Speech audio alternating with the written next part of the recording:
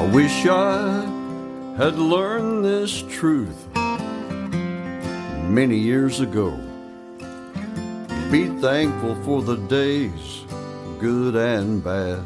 All right, welcome to another episode of Warrior versus Zombie. And today I've got another amazing warrior guest, Tammy Gross. I'll introduce her to you in a second. But first, let me tell you why you're here. Success is a journey, it's not a destination.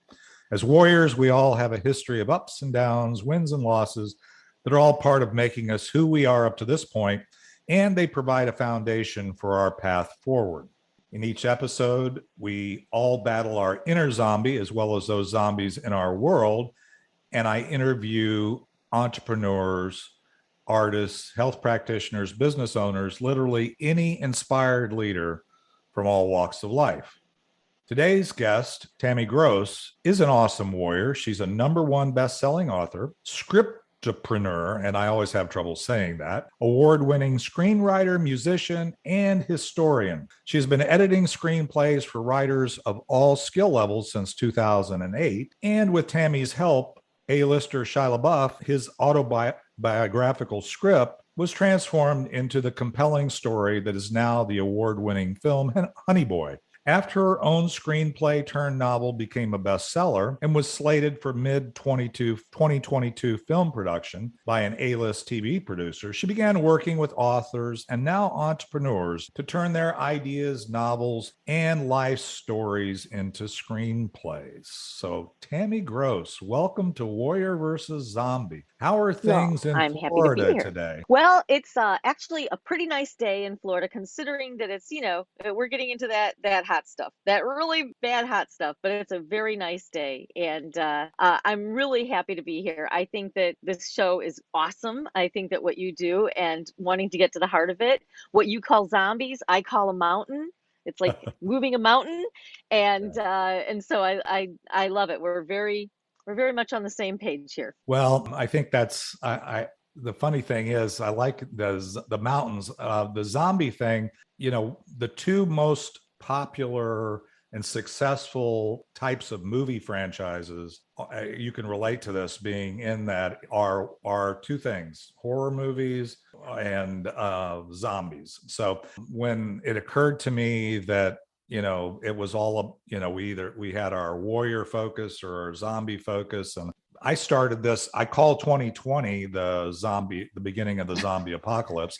It is. But I started writing the book, and I came up with the idea probably 15 years ago. So, I mean, it's been in my head. So the podcast was an outgrowth of that, wanting to have more warrior stories, have more examples of stuff. And then now I find that I love doing the podcast. So it's a lot of fun. So one of my other guests was in Florida, and I think she said, Florida weather, it's either hot or hotter. That's the, this time of year. So, and I'm kind of feeling you right here in Dallas, Texas, by the way. It's supposed to be it's supposed to be 104 today. So yeah, you guys have got it really bad. We've got the humidity, but even right now it's a pleasant 88. So I mean, that would be like a cold front. Yeah, cold. That would be a cold front. And you're like in the Orlando area, is that right? Or I'm in Orlando. Yep, I'm right here in Orlando. Yeah, well, Disney is a beautiful thing. It's I'm a big kid, so I like that. Well, let's do this. I really am very fascinated by what little I know and I've shared about your story. And so I want to give plenty of time to hear how you got from where you started to today. So let's take a quick break. We'll hear a little bit more of our theme song from Ricky Jean Wright for the audio audience of It's Not the Getting There. And we'll be right back with Tammy Gross and Warrior versus Zombie. But the miles become the teacher while the student learns real slow, traveling blind most of the time. Wherever you go, it's not the getting there, it's the journey every day.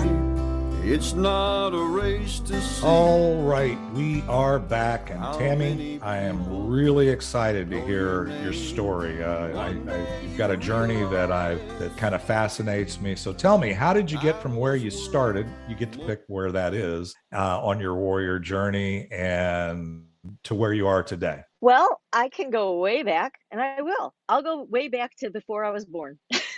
Okay. I am the daughter of a musician, and my dad, Jimmy Gross, was a favorite of Ray Kroc of McDonald's fame. Mm-hmm. And before there was a Ronald McDonald or anything, Ray Kroc was hiring my dad for all sorts of things in Chicago. My dad was a Chicago band leader, and so one day he came up to him and he asked my dad if, and it was shortly before I was conceived, I do believe. Uh, and I already had a sister who was about 2 or 3 years old at the time, and that's all relevant because Ray asked my dad if he would travel the country and be his front man, be the guy who put all the entertainment together for McDonald's, and would be the face of McDonald's. In other words, he was kind of asking him to be what we now know as Ronald McDonald, but he didn't have Ronald McDonald conceived at the time, Mm-hmm. And my dad really agonized over that, but he actually decided to say no for a couple of reasons. One being, did he want to be under the thumb of a man of that kind of power? Mm-hmm. But also because he had a growing family. They knew they were going to have at least one more kid. And I came along about a year later, I'd say, from what I understand of the timeline. And so he did say no, and which is all great. But when I heard the story, I don't know how old I was. I was probably somewhere between 7 and 12 years old, somewhere in that range. And when I heard that story, I'm like, oh, okay. Well, as a musician, I have to stick to my principles because I was becoming a musician myself. And I also wanted to be a writer at the time when I was that young. But I just, all the thoughts started swirling around in my head when I heard the story. And I realized now, but I did not realize at the time, that I developed from that story some kind of a poverty mentality, that it's like, success is scary. So be careful, beware of success. You're a musician, you're supposed to be, humble. You're a writer, you're supposed to be humble. I just had the whole creative thing kind of hitting me there. So fast forward many, many years, I actually did become a musician. And there was always kind of like this life plan that the whole family kind of knew about, or we joked about or something. I don't really know how it came about exactly, but we always said that I would sing while I was young and I would write when I'm old, because we all knew I wanted to be a writer, but I had to have some life experience before I started writing. And so that was kind of my life plan. And one day I was taking kind of a break from singing because there were some things going on with where I was singing at a church, and a very contemporary church. I could sing almost anything I wanted up until a certain point where things started to change. So I took a little break, and to make that story a little shorter, I basically went on vacation and found out about some female pirates that really lived 300 years ago. I was at the Pirate Museum that at the time was down in Key West. It's now in St. Augustine. And I learned about Anne Bonny and Mary Read. They were real pirates. And when I heard about them, there was like very little information, but it was all fascinating what I did hear. And I'm just like, why have I never seen a movie? Why have I never read about them? Why don't I know about these two women who were more than just pirates? They weren't just, thieves and awful people. There was like a really compelling story behind them. So I could just immediately see their entire story playing out on the screen. And apparently I turned old that day because I started researching and wanting to write their story, and I never went back to singing. I mean, I don't know why. I mean, that was not a plan, but I got so involved in wanting to do that. I started researching. I traveled the world. I went all the way to the Netherlands, to England, all over England, and I went up and down the entire East Coast of America, did a little bit of West Coast research as well, and went to the Bahamas and to Jamaica. And while I was in the Bahamas, I actually became a victim of pirate descendants while I was at a hotel. They robbed me of about $1,700, and Wow. we had already had conversations, and I already knew enough about them they were all very proud. It's like, we are pirate descendants. And they took my money, and I almost couldn't get to Jamaica, and I was being chased by hurricanes. So I had my own adventure. So I was like starting to realize, okay, it's a pretty adventurous life being out here in the Caribbean. And it just fueled my fire for wanting to know more about these women, to know more about all of the piracy and everything. And I discovered a lot of things along the way, but one of them was, I have to learn how to write a screenplay. And now I know how to tell their story. At least I'm figuring out how to tell their story, and I know a lot more about them.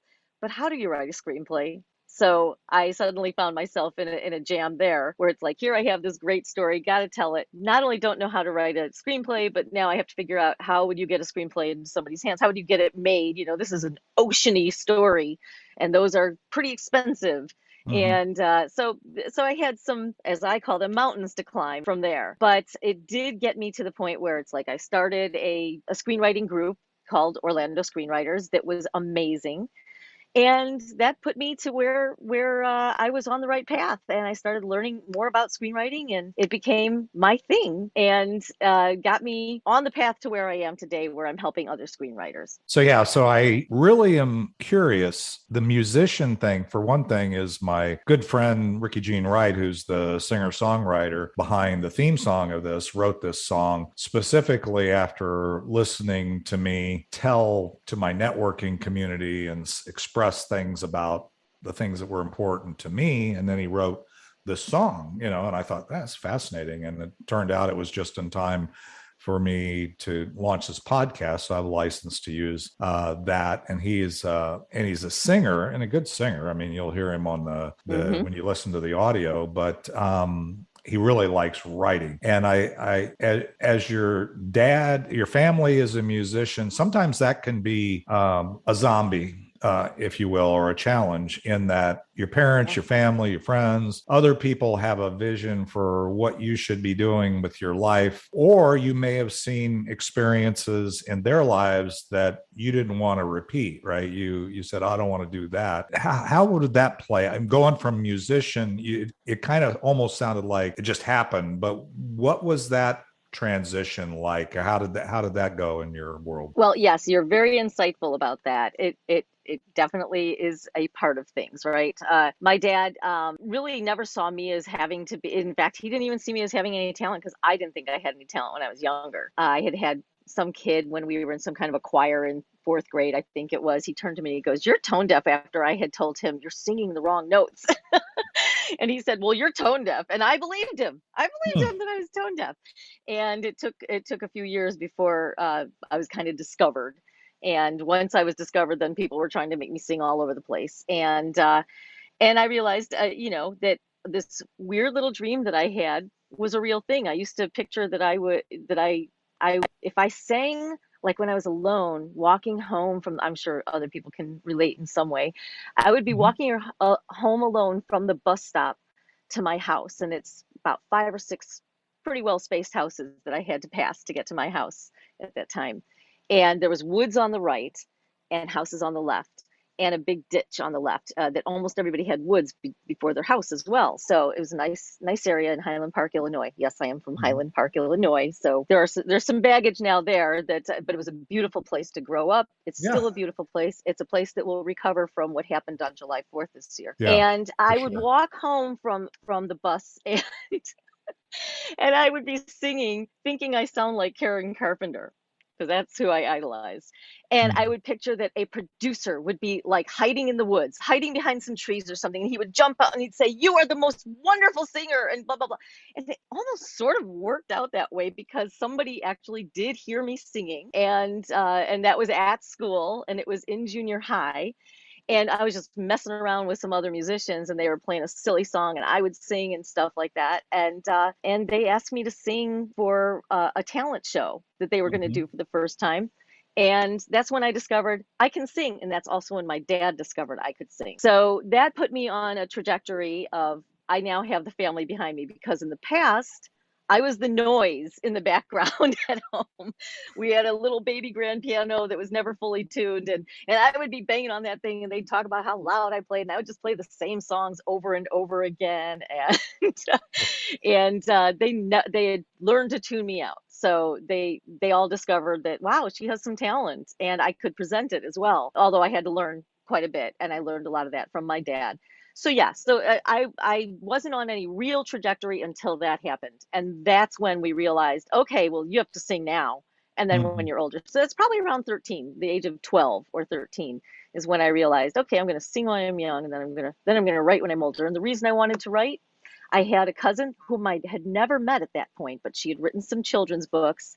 Suki and the Peacock was the Mhm. first one, Joyce Blackburn, and she was my idol as a writer, and I loved her stories, and I wanted to do that, but I never knew if I was going to have the talent or anything. It turned out I was, good with English and everything, and I actually even became an editor. That was one of my first jobs, is working as an editor at a newspaper, local newspaper, and so I was kind of doing this parallel thing. I even started writing a book when I was about 18 or 19 or something, and just kept writing that, and took me about 30 years to finish it, but I wasn't really finishing it for anything, and it was all parallel to the music. The music was always first. And yeah, so the family was very supportive, but they also, were concerned because they knew that, we were never financially secure as Mhm. a family, because musicians have to go through a lot of ups and downs, especially independent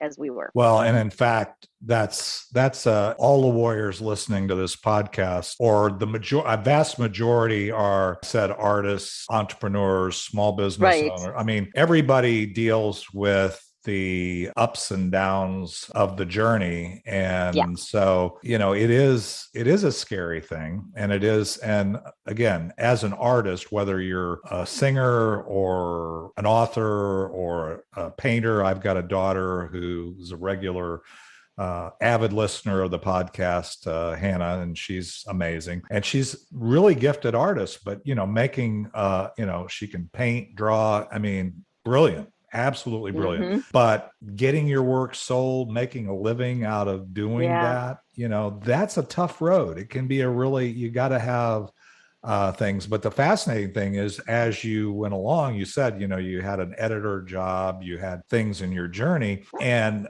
it's hard to see the road ahead a lot of times on your warrior journey and Hmm. know how it's going to play out, right? But you can always look Yeah, back and you can see how those dots connected and then exactly. then kind of led you to where you are today. Well, that's brilliant. Well, let's do Yeah. this. I know there's probably more thing, and when we get into Oh, the there's next segment, if tons. there's some things you want to tie in, we can. But I want to take another quick break, and then we come back. I want to talk about what you're doing today and kind of how that flows into your story and why you're doing it and so on. So let's take another quick break. We'll hear a little more of It's Not the Getting There from Ricky Jean Wright, and we'll be right back with Tammy Gross and Warrior versus Zombie. It's not a race to see how many people know your name. One day you realize time was worth more than the gold. It's not the getting there. When you get there, you'll know. Funny how wisdom and youth are always All right, two Tammy. Well, different games. got kind of a cool story. I love the artist journey. I love the finding your true focus and passion, getting into the writing thing. It's kind of interesting because as you told your story, what I heard was you've gone along this path and you really wanted to write, but you didn't know if you could. And that's another zombie. Hmm. A lot of times Yep. we don't know the how, but the thing is, most warriors, they get in motion, right? And you start doing stuff and it unfolds before you. And all of a sudden you're on a different part of the road and you can see a path forward. And that's the brilliance of some of the things you shared. So tell me, why are you doing what you're doing today? And I can already see some of the value you provide and so on. Well, it's interesting because, like I said, you are very insightful. You are saying some of the things that are exactly what was going on for me. It's that, well, I mean, I call myself a scriptpreneur, right? Mm-hmm. Because it's the creative, the script part, and the preneur part, the business part. Right. And seeing my dad have to struggle with that was one thing. And then when I'm, now doing it, there was always some kind of business attached where either the music was the side thing that was part of what I was doing in business as an employee, almost in everything, because I did have this poverty mentality. Mm-hmm. Or once I started going out on my own, which was around 2000, I hung a shingle and an online shingle to be an arranger Mm-hmm. and a transcriber of music for people. And that was like a natural thing because so many people were asking me to do it, since I had been doing it for years for my own team of people at Mm-hmm. church and in bands and in different groups that I was involved with. And so that was a natural thing. And I was starting to become a preneur. I was now an entrepreneur, an actual, I didn't have a boss. I didn't have Mm-hmm. somebody telling me what to do. It wasn't a side gig. And same thing happened when I started writing, and I went through that transition of, like, now I want to write stories. It was a natural transition because people were asking me, please edit my screenplay, or you understand format. Because I mean, I didn't understand format at first, but I did a lot. That's one of my zombies that I had to overcome, is learning format Mm-hmm. and studying it and getting a mindset about it that I don't think most screenwriters, including some of the top, Mm-hmm. performing screenwriters, they don't fully get it because it's for the reader. And so there are a lot of people who are making a living doing it, but they don't even have a great, like, if they were to just send in their script right now, maybe to a contest or something, it would probably do well and everything, but it would probably lose all these points for the format or for the way it was written in certain ways, because it's a really tough thing to really master. So once I mastered that, people were coming to me, and so I was able to change shingles. Okay, I'm not Sure. doing the music anymore, but I still had the mentality of like, I just need enough money to get by. That's all I need. I just want to help people. That's all I want to do. And so that was, that took a while to get over. It's only in the recent years, because one of my zombies that I had to get over was illness. I Mm-hmm. had been doing this stuff for, since 2000. Well, 2000, March of 2000 is when I opened my first entrepreneurial doors. And in 2018, something changed and I couldn't figure out what it was. I was still doing a little bit of music, but Mm-hmm. that was not my focus, and I really wasn't pushing it or anything. But I knew how to do SEO since 2000. I knew what I was doing to be number one in the Google rankings and to make sure that people could find me as a screenplay proofreader or screenplay editor or whatever.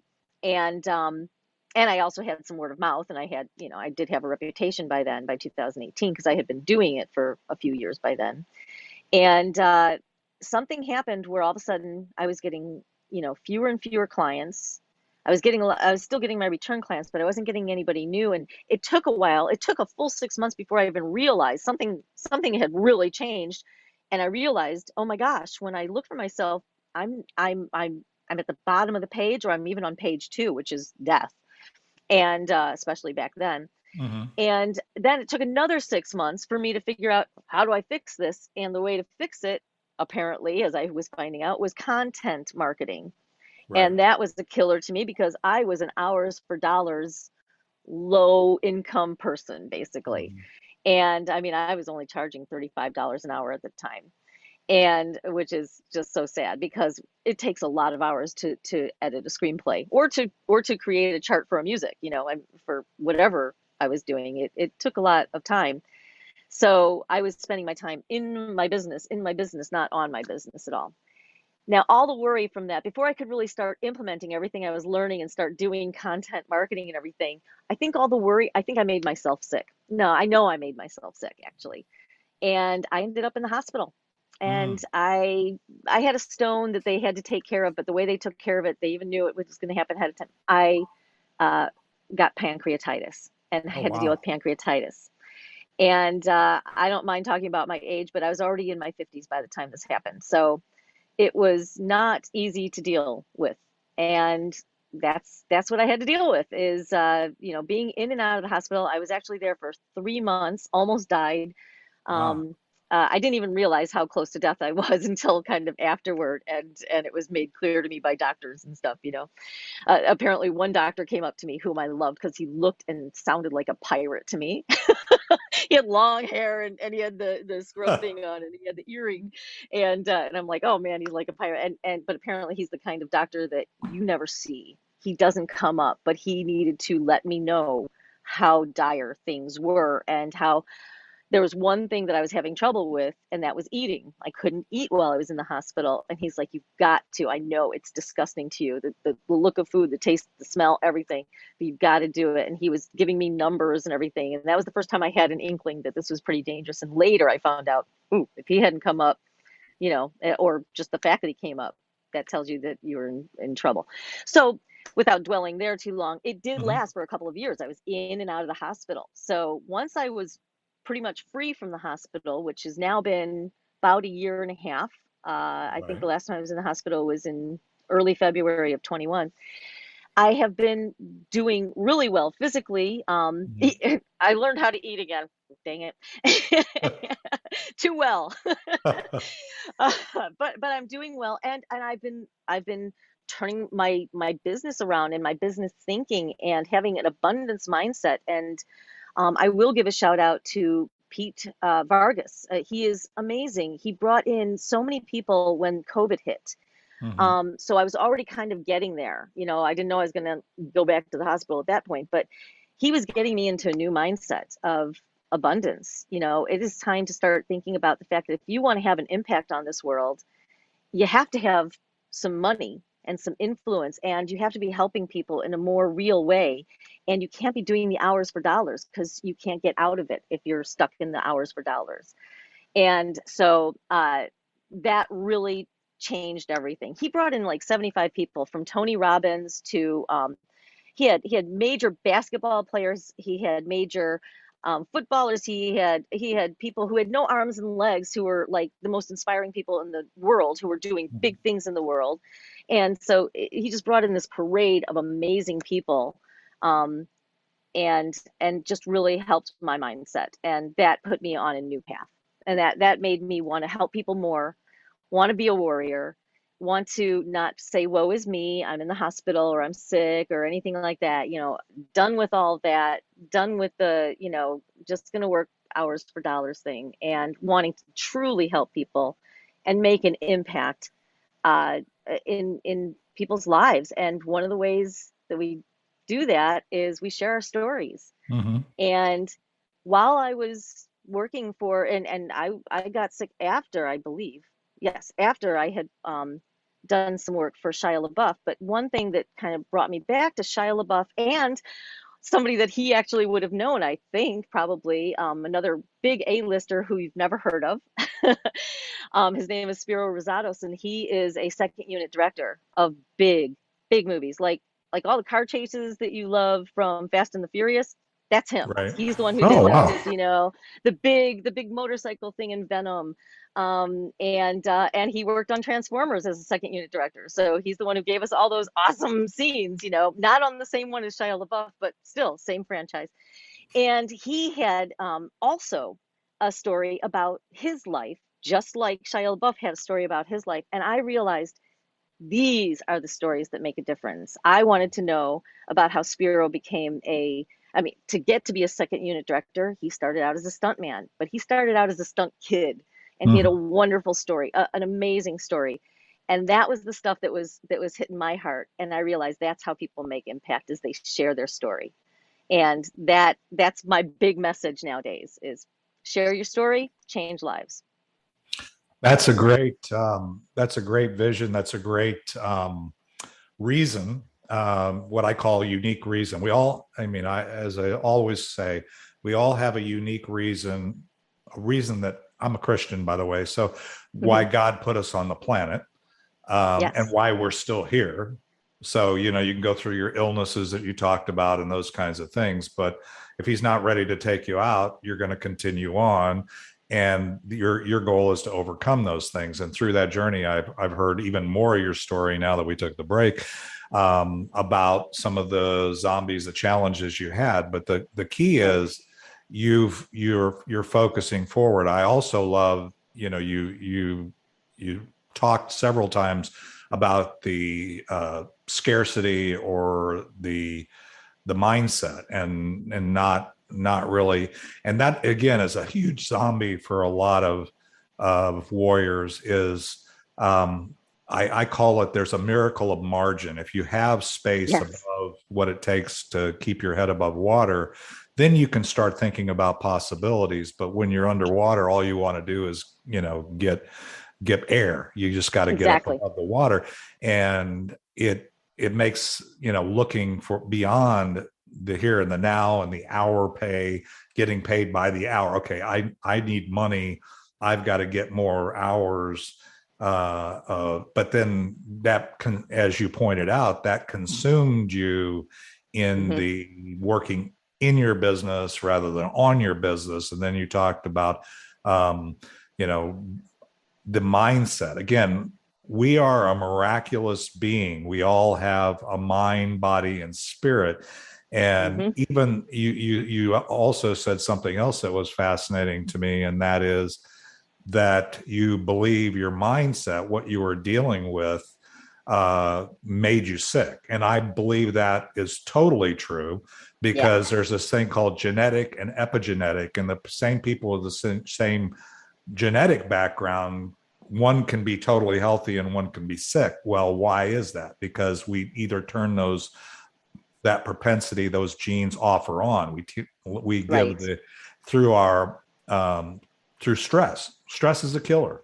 It's just, and the Yeah. stress is generally in our mind. It's generally what we do. So yeah, that's all brilliant. Those are all huge warrior nuggets. And now I hear you, where you're at, you talk about telling stories, and that's another thing we're really aligned on. And that's one of Yeah. by the way, for those listening to this podcast, Tammy's going to be doing a mastermind on August the 12th. And so you can tune back in and we'll dive a little deeper into Yeah. that, telling your story, scripting your story, getting your message out there. A lot of people don't understand. And that's why we do the story segment of this podcast, is because you don't want to go to the grave with your story still in you.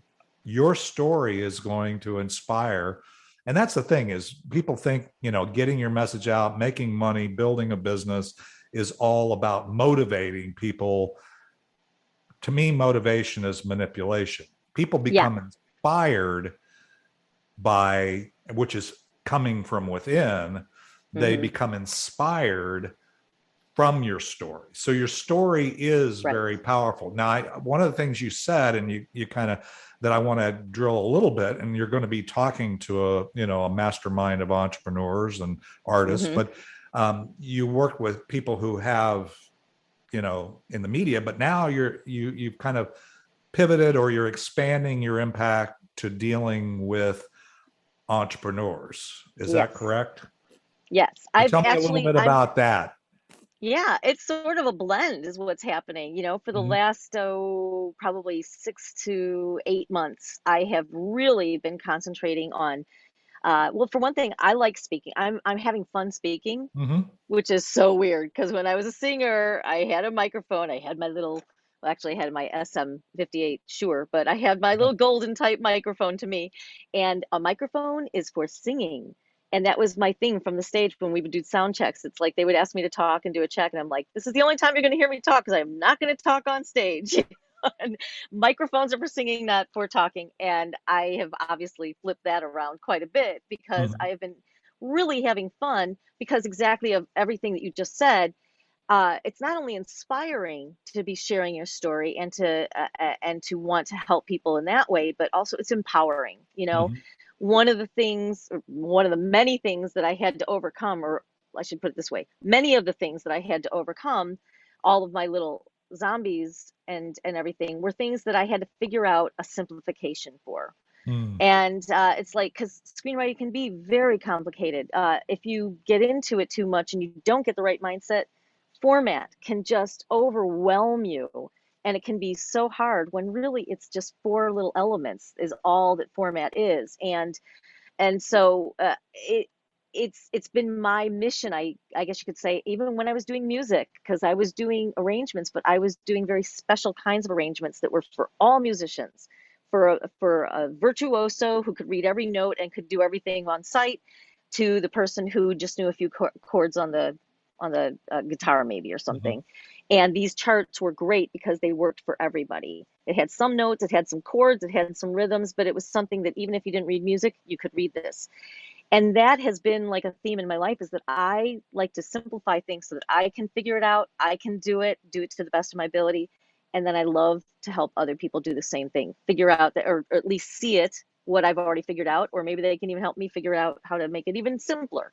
And Mm. that's why I do what I do, is that I try to empower people so that if they are inspired to tell their story, they can do it and they don't have to feel overwhelmed by, okay, I have to do the hero's journey. So where's the elixir part and where's that weird word that I can never remember that Yeah, give me nobody the uses in English, character arc you of know? this, yeah, Yeah, yeah. No, yeah, it's like it can be so complicated. And I've just, and my big thing is paring it down to something powerful and simple.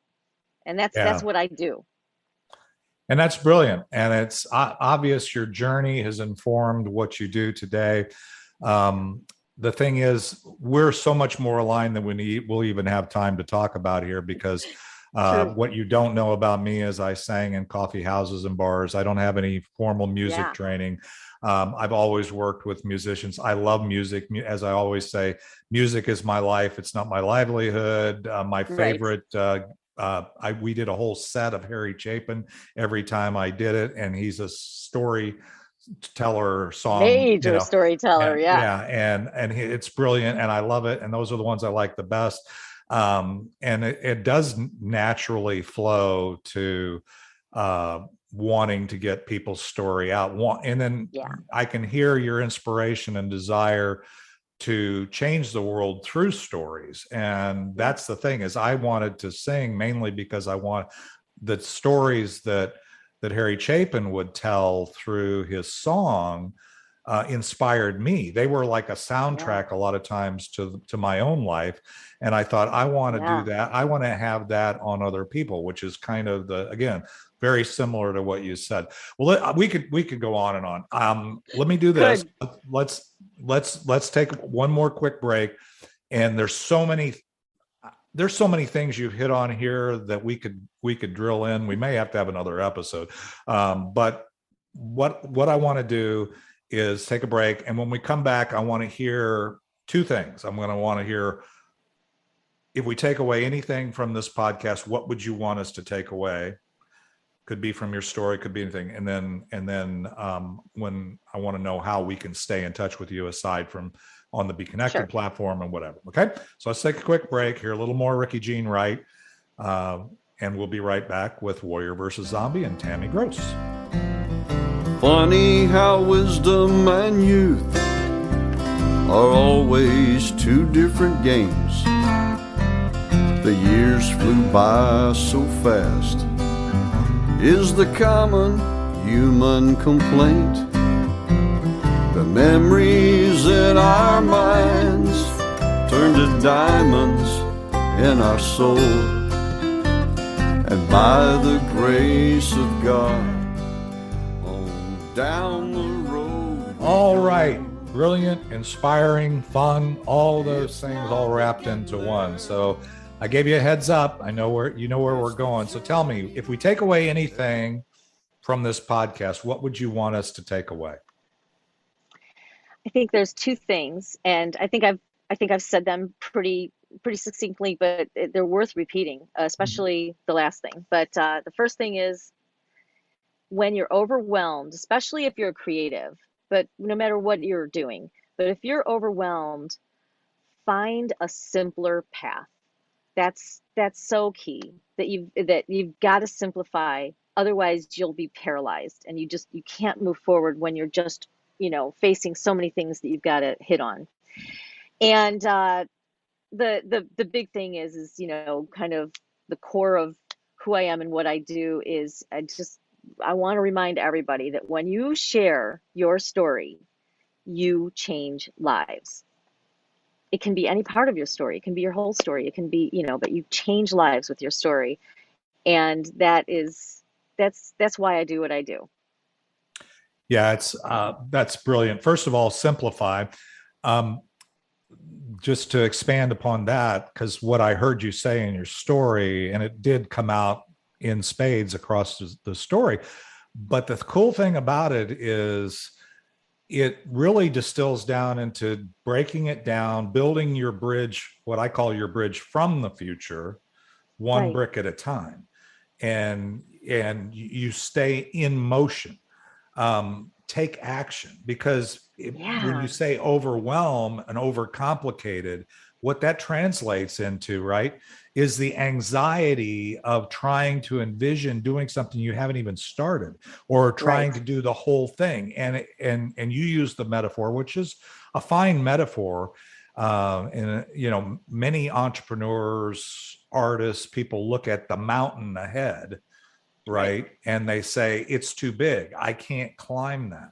Well, you can climb the next step and the next step and the next step. So one of the things when I work with my clients, it's the same thing. I say, get in motion, find one thing you can do, even if it's one thing that you learn about your, writing your story. This is the one thing, and breaking it down. That's brilliant.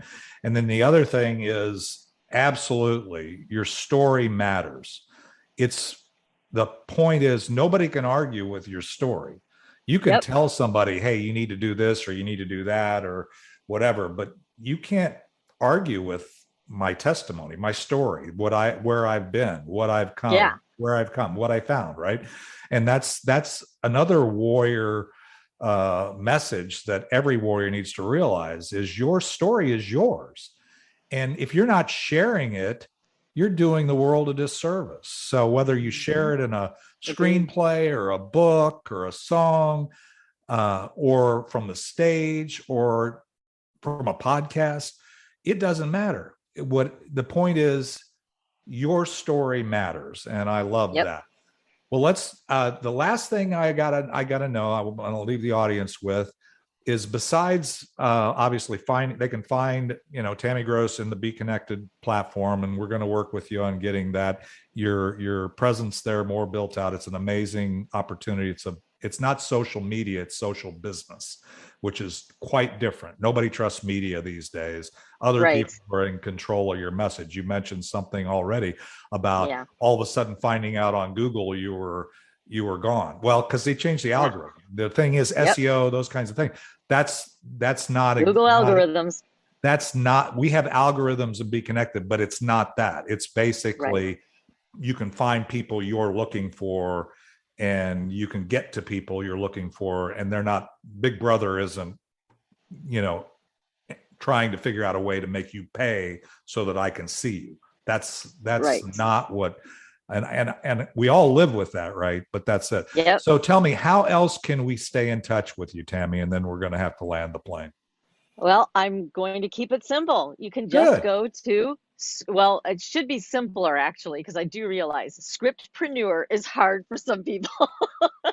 And are you dissing me here, Tammy? No, I have trouble saying it. I haven't heard anybody not have trouble. So it's like so dumb. It's kind of like when you use the word entrepreneur in your business, it's like nobody can spell it. So, but hey, it's what we do. So scriptpreneur.com will get you to me. It'll get you to where you can see some of the books that I have or that are coming out. I actually have 2 more that I have to get listed on there that are coming out soon.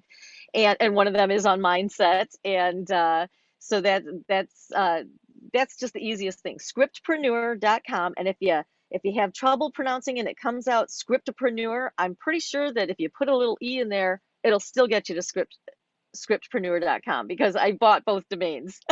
Well, we'll get it right. Scriptpreneur and Scriptpreneur. Yeah, we'll get it right. We'll put it in the show notes for the podcast, and both audio and on the YouTube channel, and we'll put that actual, so it'll be a link that you can click on, but we'll make sure. But for those listening, it'll be in the show notes. And the other way they'll be able to, I mentioned earlier, but just to repeat, in that we're going to do a mastermind where we're going to talk about with our network community and whatever, and Be Connected community. We're going to talk about how do we craft the story, how do we whatever you're going to focus us on there, which will be 90 minutes of brilliance, I'm sure. So anyway, thank you. I appreciate you, Tammy. Thanks. I'm glad we connected. I'm glad you've weathered the storm of all kinds of illnesses, and you even did with the old Rona thing, which I've had. That's always fun. But I'm glad you're looking great, and I'm sure this is going to be a blessing to a lot of folks.